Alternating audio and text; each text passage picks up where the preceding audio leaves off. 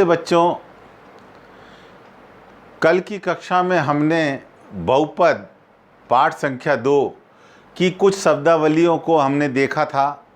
आज उन्हीं शब्दावलियों पर आधारित प्रश्नावली 2.1 के प्रश्न करेंगे।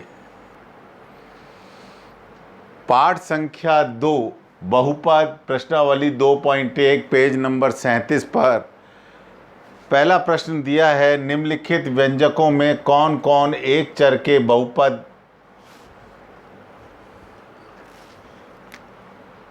ये बहुपद की स्पेलिंग गलत लिखी हुई है और कौन कौन नहीं है, कारण के साथ अपने उत्तर दीजिए। इस प्रश्न के अंदर आप देखेंगे दो बातें हैं, एक तो एक चर और दूसरा बहुपद होना चाहिए।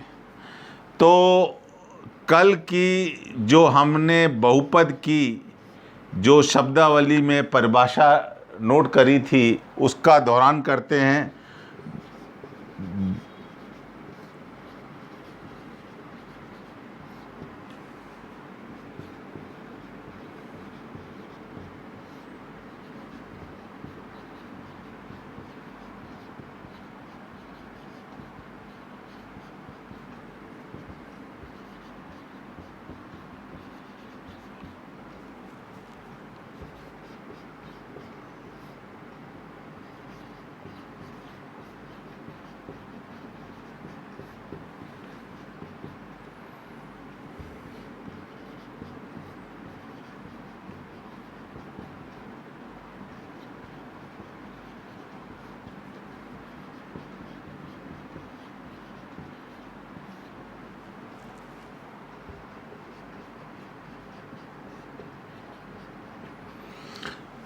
बहुपद की परिभाषा कहती है कि बीजीय व्यंजक जिसमें चर हर में नहीं होना चाहिए, ये पहली बात।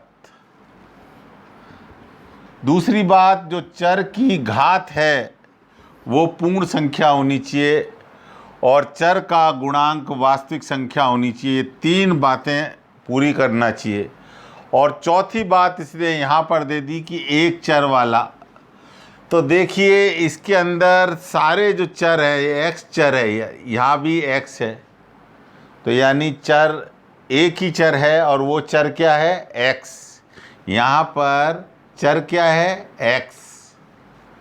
अब हम बहुपद के बारे में देखें तो चर हर में नहीं होने चाहिए, यानी बटे में नहीं होने चाहिए। तो यानी बटे में कोई भी चर नहीं दिखाई दे रहा है। चरों की घात पूर्ण संख्या होनी चाहिए। पूर्ण संख्या है, देखो यहाँ चर की घात क्या है, 2, यहाँ चर की घात क्या है, 1। और यहाँ पर अगर यहाँ पर हम देखें तो x की घात 0 लिख सकते हैं। तो 0, 1, 2 क्या हैं, पूर्ण संख्या में से ही आते हैं। और तीसरी बात, चरों के गुणांक वास्तविक संख्या होने चाहिए। तो गुणांक देखो यहाँ 4 है, यहाँ -3 है और यहाँ +7 है। तो चरों के गुणांक भी वास्तविक संख्या हैं, चरों की घात पूर्ण संख्या है, ऊपर दिखाई दे रही है 2, 1 और 0, और चर हर में नहीं है।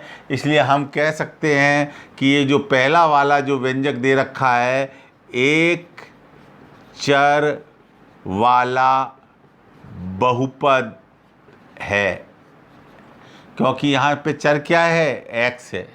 तो एक चर वाला बहुपद है क्योंकि इस पर ये परिभाषा लागू हो रही है। सेकंड प्रश्न पे आ जाते हैं। यहाँ पर अगर देखें तो हमारा चर जो है वो y है। अब बहुपद की परिभाषा देखें, चर हर में नहीं होना चाहिए, नहीं है, क्योंकि यहाँ बटे में कोई भी राशि या माइनस में कोई राशि नहीं दी हुई है। चर कोई माइनस में नहीं है, चर की घात माइनस में नहीं है। यहाँ पर चर की घात माइनस में नहीं है या बटे में भी कोई नहीं दिखाई दे रही है। चरों की घात पूर्ण संख्या होनी चाहिए। देखो यहाँ पूर्ण संख्या है।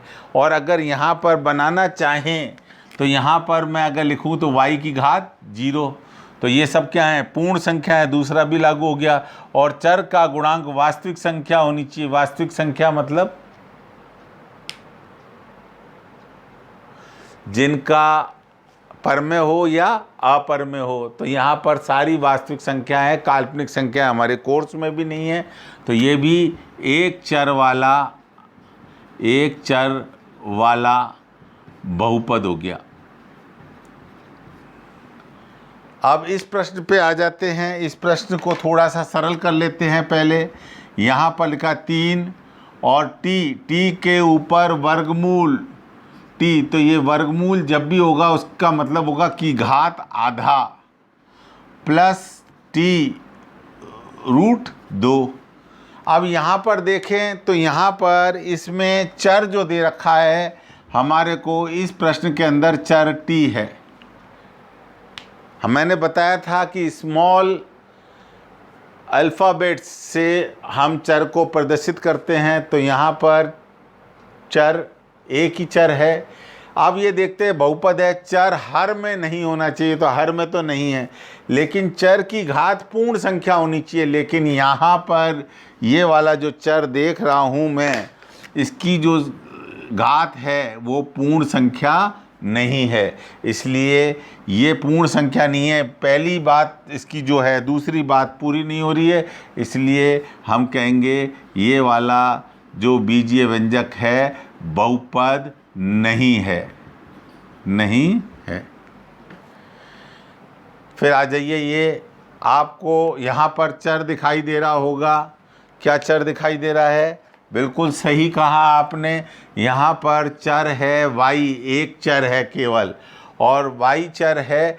लेकिन अब इसमें देखा जाए तो आपको एक चीज़ देखने को मिल रही होगी कि यहाँ पर जो चर है वो हर के अंदर है, इसलिए ये क्या हो गया? बहुपद नहीं। जहाँ पर भी चर हर में हो जाएगा या किसी चर की घात ऋणात्मक हो जाएगी तो वो बहुपद नहीं होगा। यहाँ पर देखें आपको, तो यहाँ पर चर कौन कौन से हैं? यहाँ पर x भी चर है, y भी चर है और t भी चर है। तो 3 चर हैं यहाँ पर, एक चर नहीं है जैसा उसने पूछा था। अब क्या बोल रहा है? चर हर में नहीं होने चाहिए, तो यहाँ कोई भी चर हर में नहीं है। चरों की घात पूर्ण संख्या होनी चाहिए, 10 है, यहाँ 3 है, यहाँ 50 है, पूर्ण संख्या है। चर के गुणांक वास्तविक होने चाहिए, सब में जो गुणांक हैं वो 1 है, इसलिए चर के गुणांक भी वास्तविक है।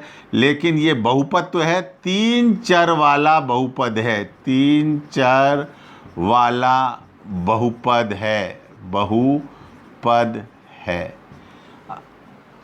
समझ में आ गया होगा बच्चों। तो हमें कभी भी, जब कभी हमें प्रश्न दें तो पहले तो प्रश्न को ध्यान से पढ़ें, क्या पूछा है, और उसको जो पढ़ाया गया है उस परिभाषा से जोड़ने का प्रयास करें। उस परिभाषा को एज इट इज़, जैसा दी है परिभाषा, उसको लागू करने की कोशिश करें, आपको उत्तर मिल जाएंगे।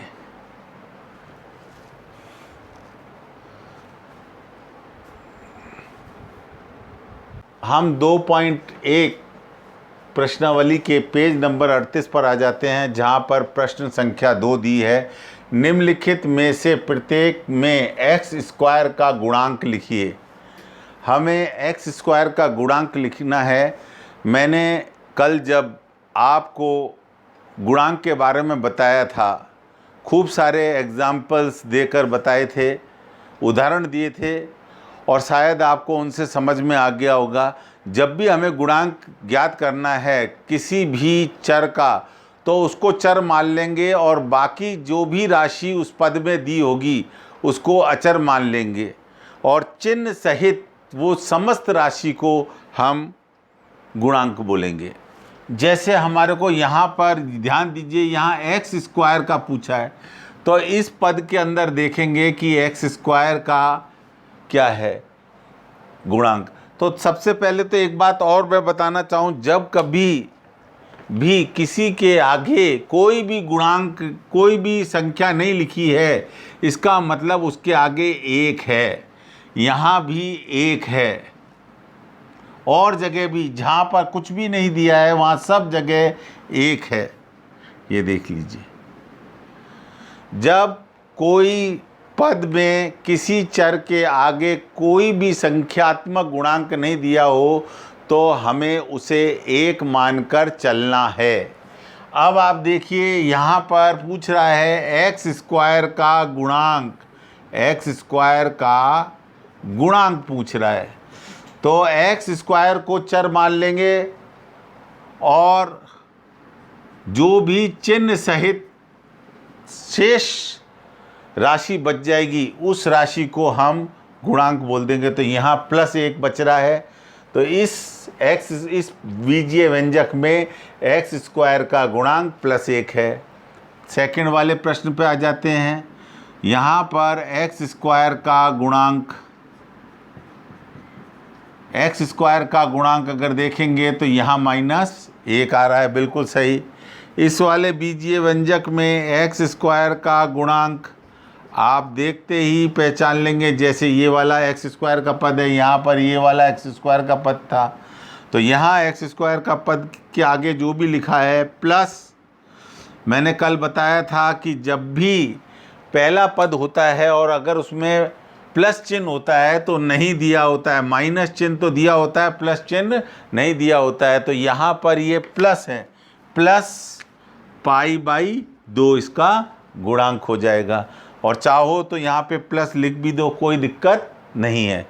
इस वाली राशि को अगर देखेंगे, इस वाले बीजीय व्यंजक को अगर हम देखेंगे तो इस बीजीय व्यंजक को मैं एक अलग तरीके से मैं लिख सकता हूँ कि यहाँ पर एक्स स्क्वायर का पद नहीं दे रखा है, तो मैं इसको कहूँगा कि यहाँ पर 0x² है प्लस 2x-1। देखो यहाँ पर कोई भी चिन्ह नहीं दिया था, लेकिन यहाँ पर लिखते समय मैंने प्लस लगा दिया है। प्लस लगाया है, क्यों लगाया है? क्योंकि पहले पद के आगे अगर यदि प्लस होता है तो शो नहीं किया जाता है, प्रदर्शित नहीं किया जाता है। अब आप देखिए यहाँ पर मैंने इसको लिखा है एक्स स्क्वायर के आगे 0 लिख दिया। जब भी किसी संख्या या राशि को 0 से गुणा करते 0 आ जाता, तो यानी ये समाप्त हो जाएगा। तो यहाँ अगर देखा जाएगा कि एक्स स्क्वायर का गुणांक, क्योंकि यहाँ पद नहीं है, वो 0 है। क्या है? 0 है। इनको आप नोट कर लीजिए अपनी कॉपी में।